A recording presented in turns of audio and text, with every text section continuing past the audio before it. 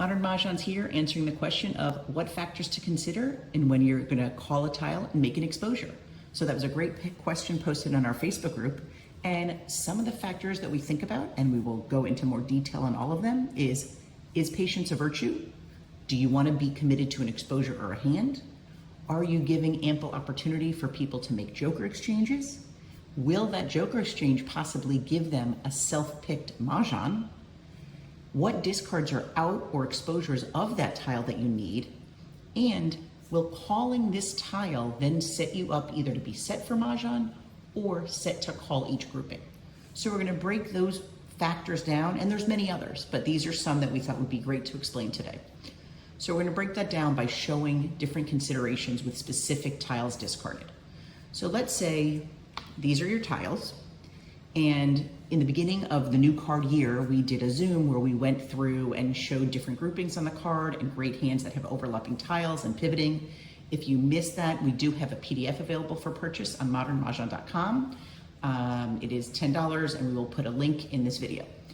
So if you're looking at these tiles, and this is a great position to be in, you have great start towards quints, the first one, or the consecutive run number 3. So you have great options here. And for the quint, you have 1, 2, 3, 4, 5, 6, 7, 8, 9, 11 tiles towards the quint.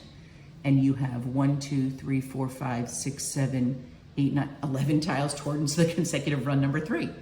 So that is this quint and this consecutive run right here. So with that, if someone discards a flower, you're now considering, have flowers already been discarded? Are they exposed? So hypothetically, let's say there is an exposure of 3 flowers. So that means there's 3, 4, 5 flowers, and this is the 6th one already accounted for. That might go into your factor of calling. There will be a chance for someone to make an exchange of a joker if you call it for the consecutive run. So let's move our Mahjong dice over. Let's say we call it, we put the discard first up on our rack. That's best practice. In case somebody misnamed it or you misheard it, you don't want to have a dead hand by exposing tiles first from your rack. Then we would need to add a joker and complete our Kong. And then we would, let's say, discard. So here we would have 4 flowers. We're giving somebody an opportunity to get that joker. Now, how are we set up for our hand? We could call the 6 bam. We have the 7 cracks that we need, and then we can call the 8 dot. So this set up our hand beautifully. So even though we're giving an opportunity for a joker exchange, this might be a consideration, because with those 3 flowers already exposed, and let's say there were other tiles discarded, there might not be another flower discarded. Somebody might be keeping that flower as a pair. This would make us unable to go for the quint though at this point. So we would be pretty much committing to consecutive run. Okay, let's try a different discard. So let's say instead, the most recent discard was an 8 dot. So if we are doing the quint, here a consideration would be, are we gonna wait for the next 8 dot? Because if we call it now, there would be 1 joker available. So we would look to see if the other 8 dot was available, if it was discarded yet.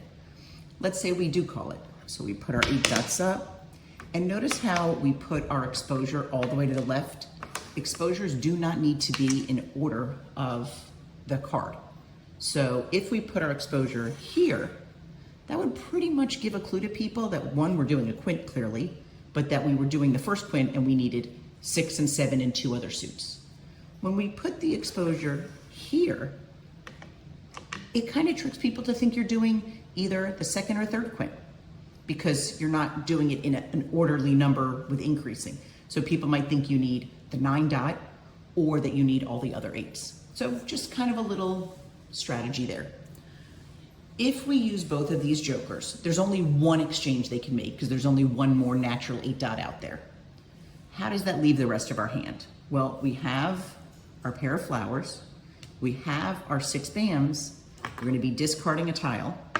So what we would need here is to get either the 8 dot, exchange the joker. We have as much chance as anyone else.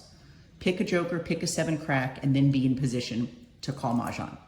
So it really depends on if you think someone else is using those 7 cracks, if you feel like you're gonna pick a joker, if you wanna take the offensive position, you wanna make an exposure, you want people to see you're doing a quint.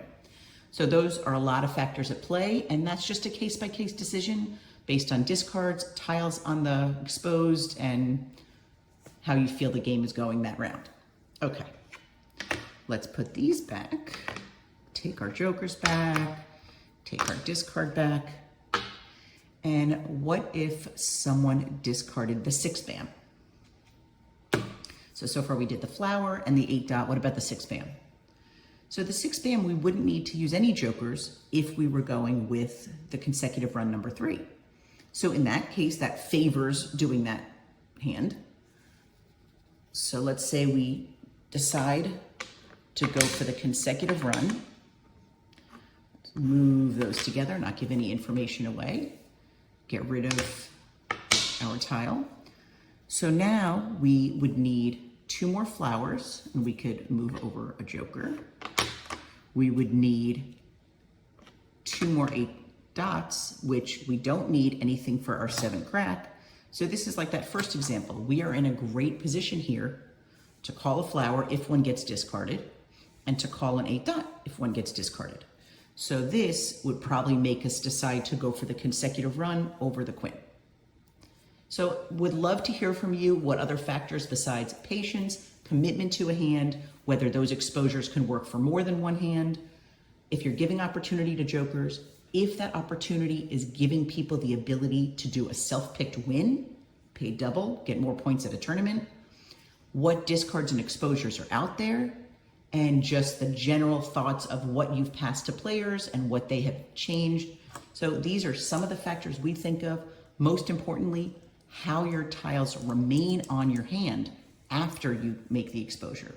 So in a book that we read on Scrabble, one of the strategies was what remains on your rack is just as important as what is no longer on your rack. So here, when we get rid of that north, what remains on our rack are groupings that we are ready to call. We're ready to call those flowers. We are ready to call those 8 dot. So this is a position that we would love to be in when we're playing. So comment below, let us know if this is helpful. We hope it helps influence your strategy and decision making, and would love to hear from you. I hope you have a great day and a great game.